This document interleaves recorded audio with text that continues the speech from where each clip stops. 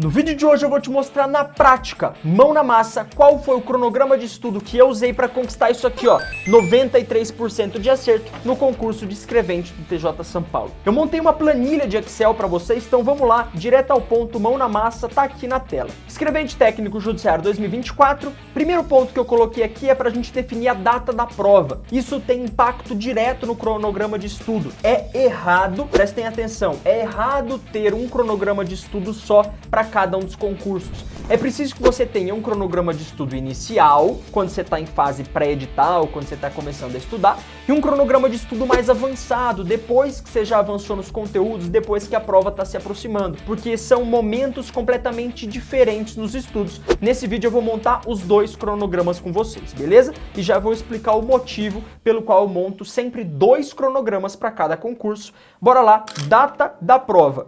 Minha previsão é que essa prova saia no primeiro semestre de 2024, o edital de escrevente do TJ São Paulo. Então hoje a gente está no período pré-edital, vamos montar um cronograma de estudo pré-edital. Definimos a data da prova? Beleza. Definimos a data do edital? Beleza. Agora vamos analisar quantas questões a gente tem por matéria.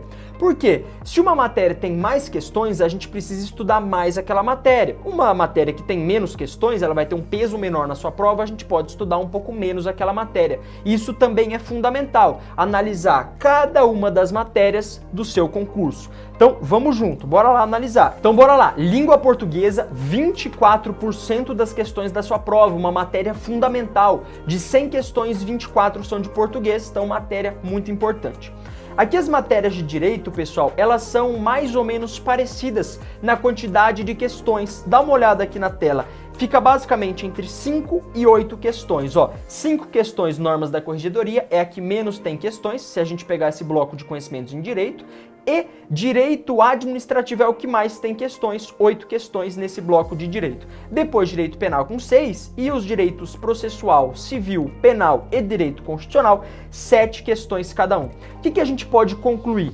Que das 100 questões da sua prova, a gente tem 24 de português, 40 de direito. Ivan, mas e o resto? E as outras questões? Cadê? Onde é que elas estão? Vamos lá, na tela aqui, ó. Bora, conhecimentos gerais. A gente tem atualidades e PCD, são 6 questões. Ponto importante, são 4 questões de atualidades e 2 de PCD. Então, na verdade, são 4 de atualidades e 2 de PCD. Matemática, são 6 questões, ó, na tela aqui para vocês. Informática, 14 questões, raciocínio lógico, 10 questões, e aí a gente acha as 36 questões que faltam, total da prova, 100 questões. Beleza. Disso, então, a gente extrai que o TJ São Paulo é dividido em 3 grandes blocos. O primeiro de língua portuguesa, com 24 questões, 24% da sua prova, uma matéria só. As matérias de direito são 40% da sua prova, mas são várias matérias, constitucional, administrativo, penal, direito penal, processo civil, beleza. E por fim, a gente tem conhecimentos gerais, que são algumas matérias. Quais são elas? Atualidades e pessoa com deficiência, informática, matemática e raciocínio lógico. Aqui o destaque vai para informática, são 14 questões. Deixa eu te dar um recado. Para mim, a matéria mais difícil dessa prova é informática. Eu tinha muita dificuldade, mas eu consegui acertar 90% das questões de informática e foi isso que me tornou servidor do TJ São Paulo. Eu gravei um vídeo aqui no canal do YouTube da Brabo Concursos chamado Como acertei mais de 90% de informática na prova de escrevente.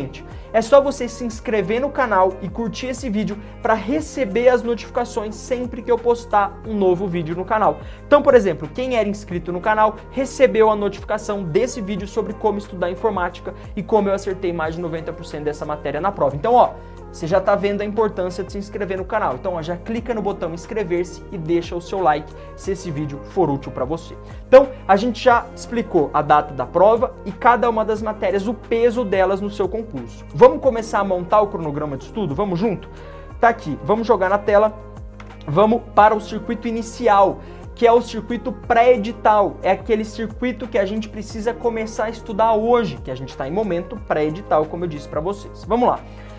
Como é que a gente monta aqui? Cada uma das matérias tem um peso na sua prova, lembra? Português tem um peso, matemática um peso, informática um peso, beleza. A depender do peso dessa matéria, a gente precisa estudar mais vezes por semana. Então, ó, quanto maior o peso da matéria, mais vezes por semana a gente estuda aquela matéria. Combinado? Aqui eu já montei para vocês esse cronograma, ele tá pronto, é só pegar, tirar um print e usar.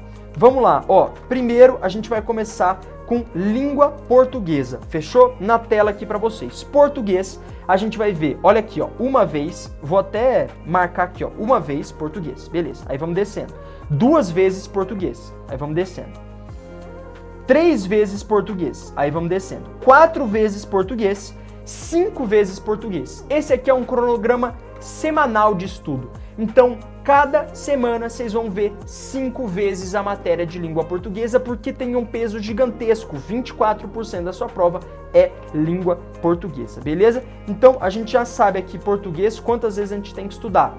Matemática, olha lá, uma vez matemática, a gente vai descendo, ó, 2 vezes matemática, 3 vezes matemática, 4 vezes matemática, porque também é uma matéria que tem um peso muito grande na sua prova. E aí, qual que é o lance? Você vai marcar, você vai tirar um print aqui desse circuito, já está pronto, esse é o seu cronograma de estudo.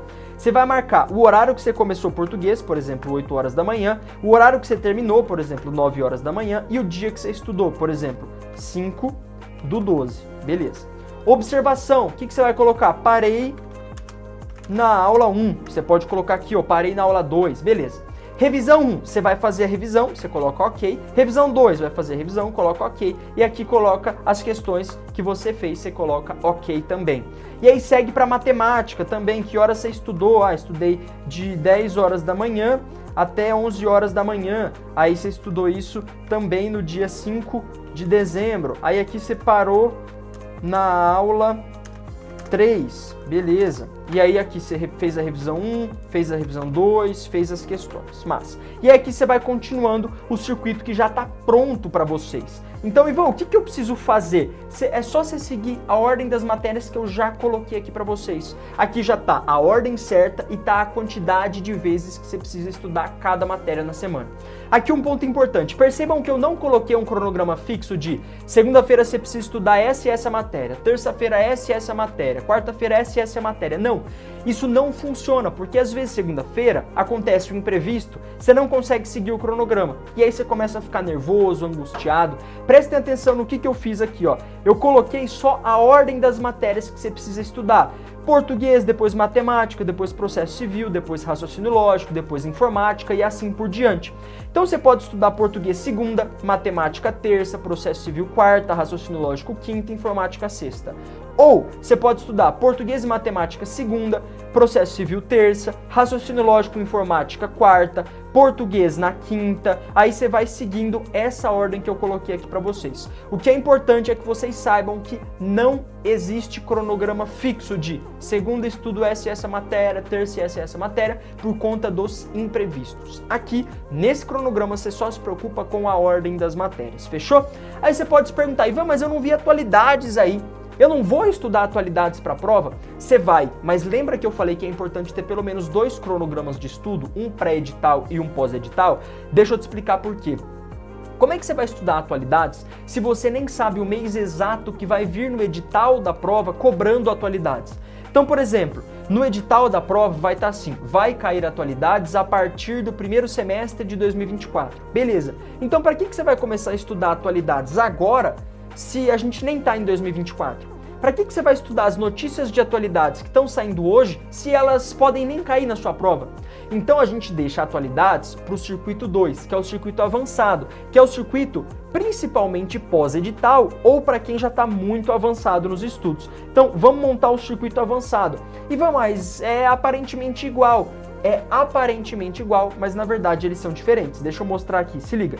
No circuito avançado, a gente já tem algumas outras matérias e a gente tem uma quantidade de vezes diferente por matéria.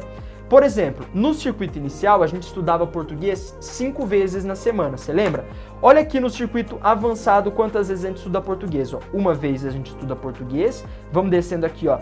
Outra vez a gente estuda português, então 2 vezes, e mais uma vez a gente estuda português. São 3 vezes. Lembrem-se, vocês lembram que lá no início, no circuito inicial, a gente estudava 5 vezes português e agora a gente estuda 3 vezes português. Por que a gente faz isso, Ivan?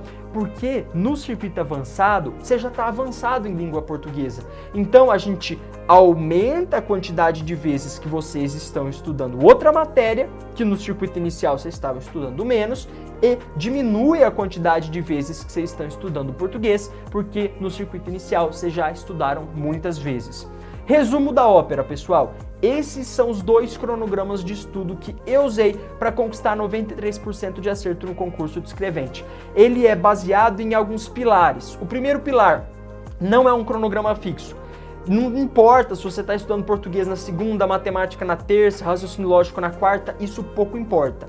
O que realmente importa é a ordem das matérias que você vai estudar e a quantidade de vezes que você estuda cada uma das matérias na semana. Então, é só tirar um print desse vídeo aqui com o circuito inicial, com o circuito avançado e com a quantidade de questões em cada uma dessas matérias. Eu tenho certeza que vai te ajudar demais nos estudos. E aí tem alguns pontos muito importantes para que esse cronograma funcione, e o principal deles é saber fazer essa revisão 1 e essa revisão 2 que eu coloquei aqui na tela para vocês, ó, revisão D1, revisão D2. Mas se eu fosse explicar no detalhe cada uma dessas revisões, esse vídeo ficaria com mais de 1 hora. Então é o seguinte, deixa aqui nos comentários se você quer que eu grave um vídeo específico só falando sobre como revisar do jeito certo, como eu fiz a minha revisão também na prática. Deixa aqui nos comentários que eu gravo um vídeo só sobre esse tópico específico, que eu acho que vai ajudar demais vocês. E claro, se você ainda não se inscreveu no canal, ainda não deu o seu like, você tá perdendo muito conteúdo. Por exemplo, se você já tivesse inscrito no canal, você receberia a notificação sobre o vídeo de como eu acertei mais de 90% em informática, sendo que eu era péssimo nessa matéria. Então, curte esse vídeo, se inscreve no canal e deixa aqui nos comentários se você quiser que eu faça um vídeo só sobre revisão D1 e D2. Eu vou ficando por aqui, até uma próxima oportunidade e tchau, tchau!